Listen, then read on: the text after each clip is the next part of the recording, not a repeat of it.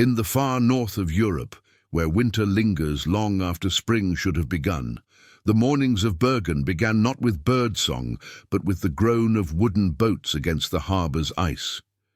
The air smelled of salt, smoke, and pine resin carried down from the hills. 9-year-old Oskar Lund would wake each day to the same melody, the hiss of his father's radio warming to life, its amber light flickering like a second sunrise in their small home. He loved that sound more than any other, the soft hum before voices began to speak in foreign tongues. Their house, perched on a slope above the docks, looked out over the grey fjord where fishing trawlers crawled across the water like ghosts. Life followed the tides. His mother baked bread that steamed against the frozen windows. His father fixed radios for sailors who brought coins and stories from faraway seas. And Oskar, always listening, learned the language of static before he learned his own. The rhythm of the town was gentle, almost shy.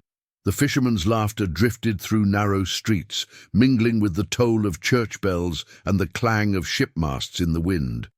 On Sunday evenings, the neighbours would gather by the quay to hear the latest news from Oslo or London crackling through the speakers his father repaired. To Oskar, it was magic, invisible voices travelling through the air, crossing mountains and oceans just to speak in his living room. He would sit cross-legged beside the radio, eyes wide as words turned into whispers, music and Morse code that danced like light inside his mind. He didn't know what the dots and dashes meant, only that they felt alive. Sometimes, when the wind howled over the fjord, he imagined that even nature spoke in code, the waves tapping against the hulls like messages only he could hear. But even the sea carries warnings before a storm. By the end of 1939, new ships began appearing in the harbour, grey ones, larger than the word rest, flying flags Oskar had never seen before. His father turned the radio dial more carefully now, lowering the volume when foreign voices spoke too sharply.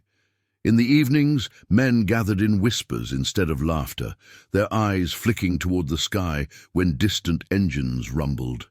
Oskar didn't understand why the grown-ups stopped smiling, only that something heavy had settled over the town like fog. Yet inside their small wooden house, the warm glow of the radio still burned, and the child who loved to listen still dreamed in patterns of sound. He didn't know that soon those patterns would become the language of war, or that his gift for remembering them would turn the quiet rhythm of his childhood into the most dangerous song a boy could ever learn. April 9th, 1940. Bergen awoke to the sound of engines, not the slow churn of fishing boats, but the metallic roar of invasion. The morning light was thin, the sky the colour of steel, and across the fjord, a black line of ships moved silently toward the harbour. German destroyers, sleek and disciplined, slid through the mist like predators. Oskar watched from his window as the first landing craft touched the docks, spilling soldiers in grey coats onto the frozen planks. Their boots struck in perfect rhythm, thud, thud, thud, until it became a sound he would never forget. His mother pulled him back from the glass, her hands trembling though her voice stayed calm. "It will pass," she whispered. But the look in her eyes told another truth. The wind carried the hum of orders shouted in German, the clatter of rifles, and the slow, suffocating realization that Norway was no longer free. By noon, the radio stations went silent. The flag of the kingdom came down from the harbour tower, replaced by a red banner with a black symbol that Oskar didn't yet understand, but would come to fear. Soldiers marched through the town square, taking positions on rooftops and bridges, their movements efficient and cold. His father was summoned that afternoon by a German officer who spoke fluent Norwegian, polite but absolute in his tone. They needed technicians, he said, men who could maintain communication lines and keep the transmitters running for the Reich's new naval base. Refusal was not an option. Oskar stood in the doorway as his father packed his tool case, his face pale under the weight of obedience. Outside, trucks rumbled past, carrying crates marked with eagles and iron crosses. The sound of the sea was gone, drowned by the machinery of occupation. That night, Bergen slept under a new silence, the kind that waits for orders before it breathes. In the weeks that followed, life reshaped itself around fear. The docks were fenced off, the church bells forbidden to ring. Curfews turned the streets into corridors of echoing boots, and the radio that once filled their house with music now carried only German broadcasts, weather reports, commands, coded beeps that pulsed like a second heartbeat inside the walls. Oskar's father worked long hours at the transmission outpost near the harbour, repairing equipment under the eyes of officers who trusted no one. Yet at home, he still tried to protect a fragment of normalcy. He taught Oskar how to polish the radio knobs, how to tune without breaking the signal, how to listen quietly. "Every frequency tells a story," he would say, his voice heavy with something unspoken. The boy didn't realize then that his father was preparing him, not for play, but for survival. And beyond the hills, across the darkened fjords, the war had already begun to whisper his name. The nights in Bergen had turned longer, heavier, filled with the steady pulse of unseen signals whispering through the dark. Oskar would lie awake, listening to the distant hum of generators near the harbour, a low vibration that merged with the wind sliding off the fjord. His father returned home late, his clothes smelling of oil and ozone, his eyes red from sleeplessness. When he repaired the household radio, he spoke little, only adjusting the dials until faint German voices spilled through the static. Oskar sat nearby, pretending to read, his attention drawn not to the words, but to the rhythm. Short, long, short, the musical heartbeat of Morse code. The boy began to imitate it softly with his fingers on the wooden table, unaware that this innocent mimicry would one day change the war's course. He wasn't trying to decode messages, he was chasing the music inside them, memorizing their patterns like lullabies. Each sequence etched itself into his mind with impossible clarity, dots and dashes arranging themselves into memory before sleep carried them away. One night, as snow began to fall against the window, Oskar crept from bed and followed the faint light under his father's workshop door. The radio on the desk flickered, its cables tangled like veins. A German officer sat nearby, smoking in silence, while Oskar's father adjusted the frequency, repeating a series of coded transmissions. The boy crouched beneath the table, hidden by shadows, listening. The sound was hypnotic, bursts of tone, pauses, numbers. He repeated them under his breath, his child's voice perfectly mirroring the machine. When the officer finally left, his father turned off the radio, unaware of the small listener beneath the table. Oskar remained there, whispering the sequence again and again, until it burned itself into his memory. 130, Nordflotte, 24. The following day, while walking to fetch bread, he repeated the code like a secret tune. A fisherman nearby overheard him humming and froze, recognizing fragments of a restricted transmission used by German naval units. That moment, that innocent hum, became the first thread of a chain that would pull Oskar into the shadows of espionage. From then on, the radio no longer sounded like music. It sounded alive, whispering truths meant for men far older than him. Oskar began to sense meanings he could not yet understand. Urgency in the rhythm, tension in the pauses. He started keeping notes, not of words, but of beats, marking them with tiny dots carved into wood with a fishing knife. One evening, when his father was away, the boy dared to tune the radio himself. The crackle gave way to a flurry of Morse bursts, sharper than usual, almost frantic. He listened, memorized, and then hid the sequence inside his mind. Outside, snow continued to fall, blanketing Bergen in silence. But inside that silence, the boy's mind had awakened to something vast and invisible. For the first time, he understood that the air itself carried secrets, and he alone could hear them clearly. The snow had begun to thaw when Oskar's secret met the world beyond his window. The fisherman who had heard him humming the German code returned days later, his weathered face pale beneath his wool cap. He introduced himself quietly as Henrik, a man of the sea and, secretly, of the resistance. Beneath his calm voice hid urgency. He needed to know where the boy had learned that sequence. Oskar hesitated, frightened, yet the man's eyes were kind, steady, and full of something he recognized: truth. He explained that those numbers weren't random. They were coordinates for U-boats traveling along the Norwegian coast, hunters beneath the ice. When Henrik asked if he could remember them, Oskar nodded without hesitation, reciting every pulse perfectly, as if reading from an invisible page.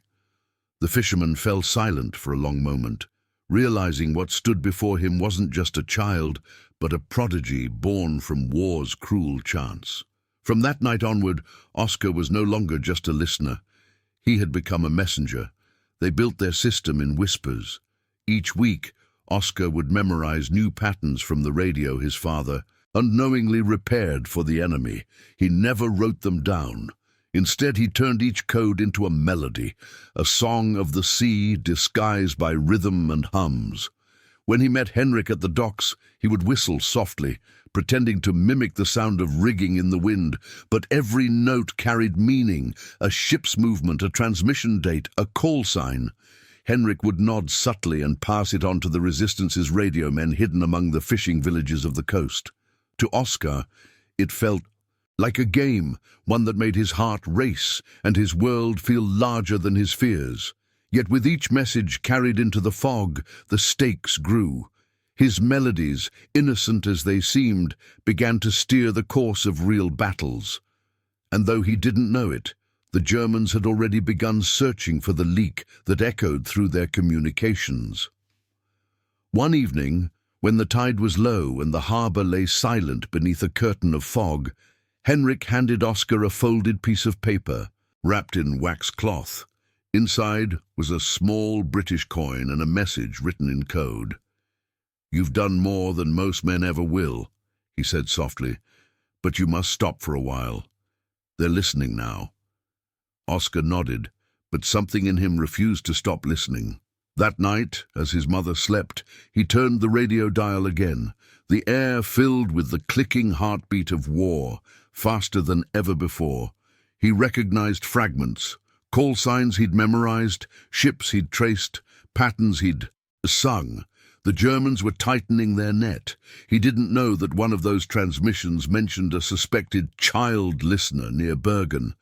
And while the boy listened, unaware of how close the danger had come, a black car rolled quietly down the street toward his house, its headlights dimmed, its passengers dressed in grey.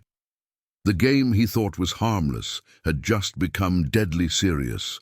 The winter fog settled over Bergen like a heavy curtain, muffling sound and light until the world itself felt distant. Oskar had stopped going to school. The Germans had requisitioned the building for storage, and most of his classmates had fled inland. The docks where he once played were now guarded by men with rifles, their boots striking the wood in rhythm with his heartbeat. Yet, even in this silence, the war never stopped speaking. It lived in the hum of engines, in the faint buzz of wires overhead, in the hidden rhythm of dots and dashes that flickered from radio towers. Oskar's ears had become instruments tuned to every frequency the world offered. He could tell the difference between a fishing boat's motor and a U-boat's turbine. He could sense danger not by sight, but by sound. For a boy who had learned to find music in everything, the war had become the cruelest song of all. He began to see things that others ignored, the way German officers leaned over maps whispering in coded words, the flicker of signal lamps on ships leaving at night, the sudden blackout of radio transmissions before a storm. His father worked longer hours now, thinner each week, haunted by the weight of obedience. Sometimes, when Oskar brought him food at the harbour workshop, he'd catch a glimpse of the man he once was, gentle, patient, proud, before the officer's shadow fell and the moment vanished. To Oskar, the enemy was no longer faceless. It wore boots, smoked cigarettes, and spoke through static. He understood now that the radio was both sword and shield, that every pulse of sound could save a life or end one, but he also began to feel the strange guilt of his gift. For every message he passed to Henrik, another German convoy disappeared at sea. Somewhere far away, men were dying to the rhythm of the same codes he memorized. The realization hollowed him, carving a silence inside that even the radio couldn't fill. One evening, the Gestapo arrived at their door.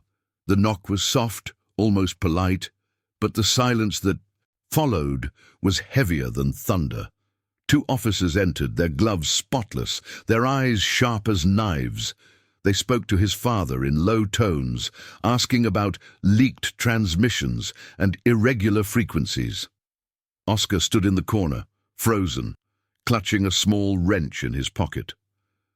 When one of the officers asked if there were any other radios in the house, his father hesitated a fraction too long. That was enough.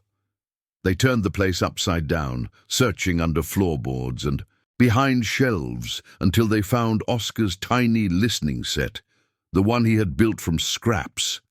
His father tried to take the blame, claiming it was his experiment, but the officers dragged him away nonetheless. The radio's warm light died in the snow, leaving Oskar staring at its broken wires like veins torn from a heart. Outside, the sound of the car faded into the distance. Inside, the house became a tomb of silence. The boy who once dreamed of songs now understood the language of loss. The morning after his father's arrest, Bergen felt colder than it ever had before. The streets were silent, except for the groan of the wind scraping against the tin rooftops. Oskar's mother moved through the house like a ghost, her hands trembling as she folded his father's coat and placed it on a chair he would never return to. Outside, a layer of frost clung to the windows, turning the world into glass. Oskar sat by the silent radio, staring at its lifeless dials. The machine, that had once filled their home with warmth, now looked like a relic of betrayal. He reached out, touching the cold metal, and whispered the last code he remembered, his father's voice still buried inside each syllable. But the air gave no answer. The world that once sang to him had gone mute. Every sound now carried suspicion, the creak of a floorboard, the rustle of uniforms outside, even the soft cry of gulls over the harbour. He understood, in the way only children can, that something inside him had broken forever.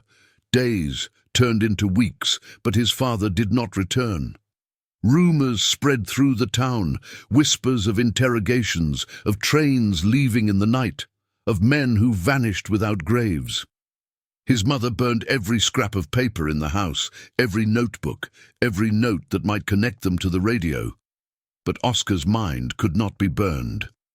The codes lived there, etched deeper than memory, replaying themselves whenever he closed his eyes. He stopped humming. He stopped smiling. Sometimes he imagined his father calling through the static, his voice hidden in the rhythms of the German broadcasts. The boy would listen, desperate, as if the right sequence of dots and dashes might somehow lead him home. One night, unable to sleep, he opened the floorboards beneath the kitchen table and found the small transmitter they had once hidden there. Corroded, silent, but still intact. He wrapped it in cloth and kept it under his bed, like a secret heartbeat, a reminder of the world that had taken his father away. Then came the night of the storm. The wind howled through the fjord, and lightning flashed across the darkened water. Oskar sat alone, the transmitter on his lap, staring at it as thunder shook the walls. The urge to turn it on was unbearable, to hear something, anything, that proved his father still existed somewhere beyond the static. His mother found him moments before he did it, the plug half turned, in his shaking hands. She didn't scold him. She simply knelt beside him, held his face, and whispered, "You can't save him with noise, Oskar. You must learn to listen to silence too." Her voice broke on the last word. The boy pressed his forehead against hers and cried for the first time since the soldiers came. Outside, the radio towers of Bergen flickered against the storm like black crosses over the sea. Inside, a child's faith in the world died quietly, replaced by something colder, sharper, and far older than his years, the will to remember. By the spring of 1941, Bergen no longer looked like the town Oskar had known. The sea had turned grey and tired, its waters thick with oil from ships that came and went under German flags. The air carried the constant hum of engines, and the docks were filled with crates, soldiers, and the restless rhythm of war. Yet, in the midst of that noise, Oskar found himself listening for something else. The faint pulse of a world that still remembered kindness. It came one night when gunfire echoed from the cliffs and a British plane went down somewhere beyond the fjord. The Germans searched for hours but found nothing. At dawn, while scavenging for driftwood near the shore, Oskar discovered the wreckage, and beside it, half buried in snow, a man in a torn uniform, bleeding and unconscious. His insignia bore the winged lion of the Royal Air Force. The boy hesitated only a moment before dragging the man toward a boathouse, his small hands numb from the cold but steady with purpose. For the first time since his father's arrest, Oskar felt something like meaning return to his life. The pilot's name was Lieutenant Andrew Holt. He was young, barely more than a boy himself, with eyes the color of the North Sea and a voice frayed by exhaustion. When he awoke to find a Norwegian child tending his wounds, disbelief gave way to gratitude. Oskar brought him water, bread, and silence, the kind of silence that carried trust. Over the next days, they hid in the boathouse, speaking in whispers while patrols combed the nearby hills. Andrew quickly learned about Oskar's gift. When the boy repeated a German transmission he'd overheard the night before, every tone perfect, every number precise, the pilot's expression changed from wonder to urgency. He explained that those signals were part of a new U-boat communication pattern the Allies hadn't yet cracked. "You're not just remembering sound," he told Oskar quietly. "You're seeing through it." Together, under candlelight, they began transcribing what Oskar recalled, turning memory into intelligence and fear into weaponry. As days passed, the bond between them deepened.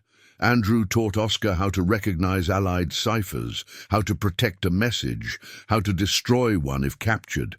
He told him stories of his family in London, of the music halls that still played despite the bombs.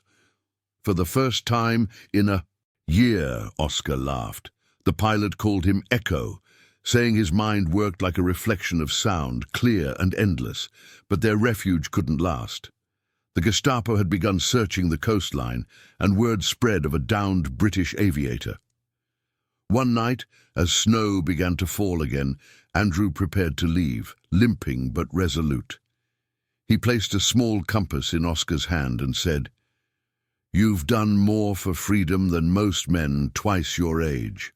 One day, this will guide you back to peace." The boy said nothing. He simply memorized the man's voice, every cadence, every breath, as if afraid to forget the sound of hope. When the pilot disappeared into the storm toward a waiting resistance boat, Oskar stood in the doorway of the boathouse, the compass clutched against his chest, listening to the rhythm of the waves.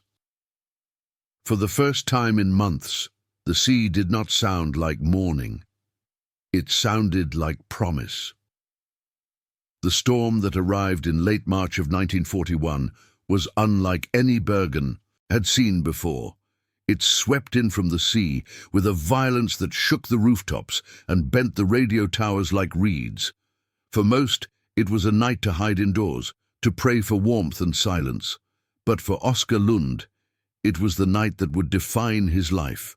The resistance had smuggled word to him through Henrik, the fisherman who had once carried his secret songs. Lieutenant Holt's unit had intercepted fragments of a German transmission, but they were incomplete, a list of numbers, with missing sequences. Without them, the Allies couldn't locate a fleet of disguised supply ships preparing to break north toward the Arctic.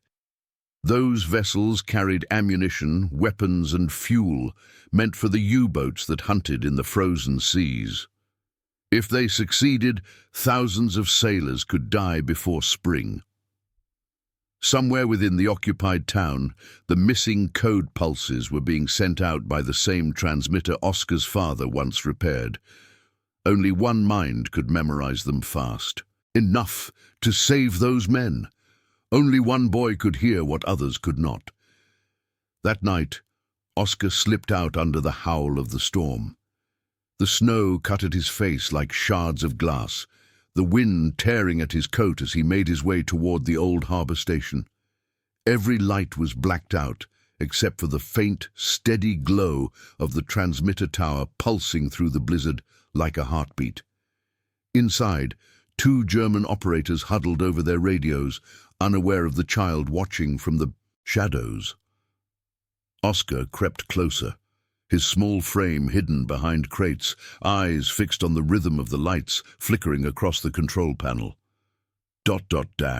pause, ... He repeated each sequence silently, burning them into memory, even as thunder shook the walls. He couldn't write, couldn't record, only remember. When the final tone faded, he waited until the men stepped away, then slipped out through a side door into the storm, his heart pounding like a drum. Behind him, the radio continued to hum, feeding the sea with the language of war. Before him, the night stretched endless and white, leading to the one place where those codes could still make a difference. By dawn, his strength was nearly gone. The snow reached his knees, the wind slicing through his thin coat, but he didn't stop. Somewhere ahead, deep in the frozen mist, Henrik's fishing boat waited. Oskar stumbled down the last hill, his breath shallow, his mind repeating the code like a prayer. Henrik pulled him aboard, wrapping him in blankets, shouting over the storm, "Did you get it, boy?" Oskar nodded weakly, his lips too cold to speak. With shaking hands he recited the sequence, each number perfect, each pause exact. Henrik scribbled furiously, then turned to the radio operator on deck. Within minutes the message was sent across the North Sea to British command. Hours later, as Oskar lay half-conscious under a canvas tarp, Allied planes descended on the convoy near Tromsø. The German ships never reached their destination. In the frozen dawn of Norway, a 9-year-old boy's memory had changed the tides of war. When he awoke, the storm was gone. The sea lay calm and endless, and for the first time he heard nothing, not static, not fear, only the sound of waves breaking softly against the hull, as if the world itself was exhaling in relief. When the storm lifted, Bergen emerged from the snow as if waking from a long, fevered dream. The harbour lay, quiet beneath a grey sky, the water calm and heavy with fog. Oskar sat on the pier wrapped in a wool blanket, his breath still shallow, his eyes fixed on the sea that had both saved and scarred him. Henrik stood beside him, saying nothing, only placing a hand on the boy's shoulder. The news had already begun to spread through whispers. A German convoy destroyed in the Arctic, ships sunk before reaching their destination. None of the townspeople knew that the key to that victory had been a child sitting in silence beside a dying radio, his mind sharper than any code machine. Oskar didn't feel pride. He didn't even feel victory. What he felt was absence, the hollow echo left behind when purpose burns itself out. For the first time since the occupation began, the radio towers were silent. The air was free of static, and yet the quiet hurt more than the noise ever had.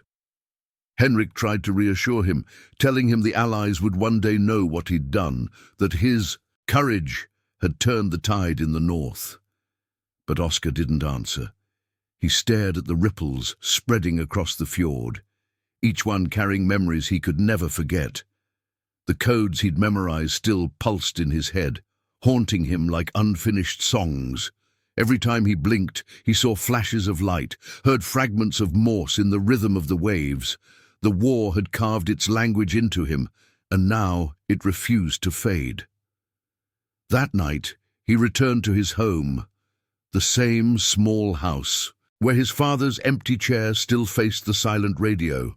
His mother held him tightly when he entered, as if afraid he might vanish like the rest. He buried his face in her shoulder, but his eyes remained open, searching the dark for a signal that would never come. In that silence, Oskar understood the cruel paradox of survival, that those who live through war must carry its echoes forever. Days turned into weeks, and the snow began to melt. The resistance had moved on, the British had left the coast, and the Germans grew quieter, though their presence lingered like a shadow over the town. Oskar no longer listened to the radio. He dismantled it piece by piece, burying each part beneath the floorboards, not from fear, but from mercy. The world would have its noise again soon. He didn't need to add to it.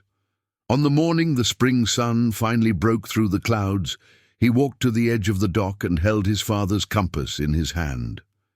The sea reflected the pale light like silver glass. He turned the compass once, twice, then placed it on the wood beside him and whispered, "You guided me home."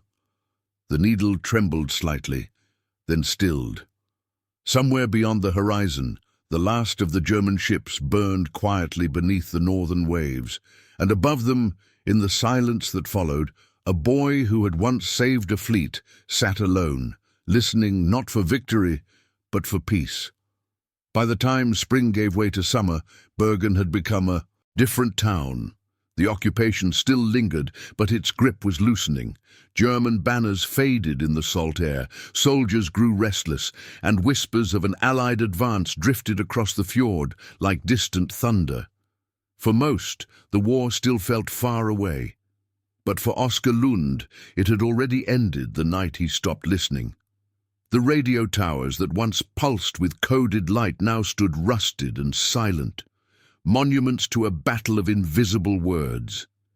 He walked past them sometimes, their steel frames creaking in the wind, wondering how many secrets had passed through their wires, and how many lives had been shaped by those hidden transmissions. He didn't yet know that historians would one day uncover the truth of that Arctic ambush, that British archives would record it as a key turning point in disrupting Germany's northern supply line.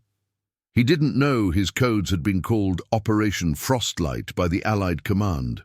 All he knew was that his father never came home, and that victory always arrived dressed as loss. In the years that followed, reports confirmed what Bergen's people had whispered. Hundreds of German vessels destroyed in the North Sea, entire convoys cut off from resupply. The Allies credited their success to intercepted communications from local assets. The documents would remain sealed for decades, but those who lived through the occupation remembered the boy who never stopped listening, the silent child who hummed in patterns no one else understood. The resistance called him Echogutten, the Echo Boy. To them he was a legend born of rumor, a ghost who spoke the enemy's language better than the enemy themselves. Some swore they saw him signal ships from the cliffs, others claimed he could hear radio pulses without equipment. Oskar never corrected them. Myths were safer than truths in wartime. He had no need for medals or recognition. His victory had been paid for with innocence, and that was a price no history book could repay. When peace finally came, it did so quietly, almost apologetically. The occupying troops withdrew, leaving behind warehouses of broken machines and fields of rusted steel. The town's children returned to schools, its bells rang again, and the sound of laughter returned to the docks, faint, hesitant, but real. Yet for Oskar, laughter felt foreign. He still walked with his mother to the market, still helped mend nets and patch sails, but his gaze always drifted to the horizon. The world beyond the fjord felt larger now, not because of maps or stories, but because he had touched its pulse and survived. One afternoon, as he stood by the radio tower's ruins, he found a fragment of wire tangled in the grass, thin, black and frayed by years of weather. He turned it over in his hands and smiled faintly. "You carried everything," he whispered. "Voices, lies, hope." He buried it beneath a stone and left it there, knowing that the world would build new towers, new signals, new wars, but none would ever sound the same. The years moved like waves, slow, relentless, and erasing. By the time Oskar Lund turned 60, the war had become a story told in museums and school books, its sounds reduced to grainy recordings and fading memories. Bergen had rebuilt itself with glass and steel, its harbour once again filled with ships that carried fish instead of fear. Tourists walked the streets that had once echoed with boots, taking photographs where soldiers once stood. Yet for Oskar, every corner still whispered the past. He had never left Norway, never sought recognition, never spoken of the things he'd done. He had lived quietly as a radio repairman, working with the same calm patience his father once had. But some nights, when the air turned cold and the wind howled through the fjord, he would switch on an old transmitter he had kept hidden for decades. The static filled the room, soft and familiar, and for a few fleeting seconds, it was as though the world of 1941 returned. The codes, the rhythm, the heartbeat of a boy who had saved ships without ever leaving his home. Age had carved his face with quiet dignity. His hands, once small and trembling, were now worn and steady. He spent his evenings in a small workshop overlooking the same harbour where his father had vanished. Children sometimes passed by, watching him work, unaware that the old man hunched over the radio had once altered the course of a war. He never corrected them.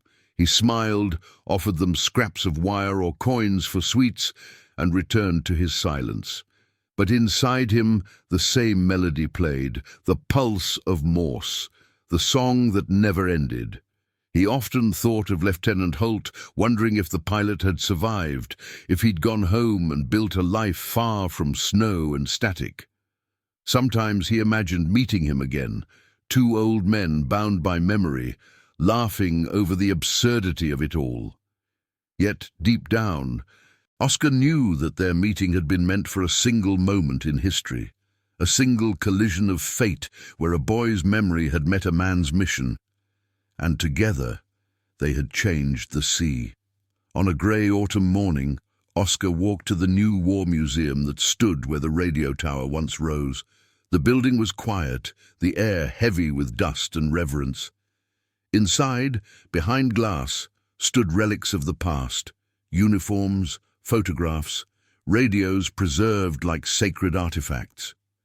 He stopped before one display, a restored transmitter identical to the one he had used as a child.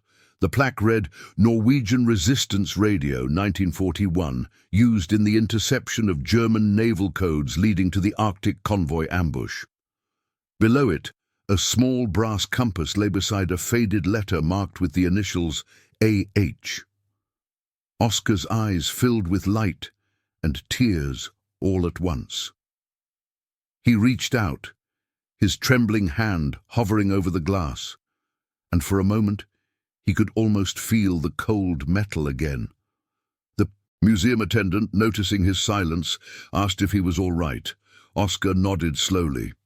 "Yes," he whispered, his voice thin but steady. "I'm just listening." And in that single breath he heard it again, faint, eternal, the sound of a child's heartbeat hidden inside the static of time.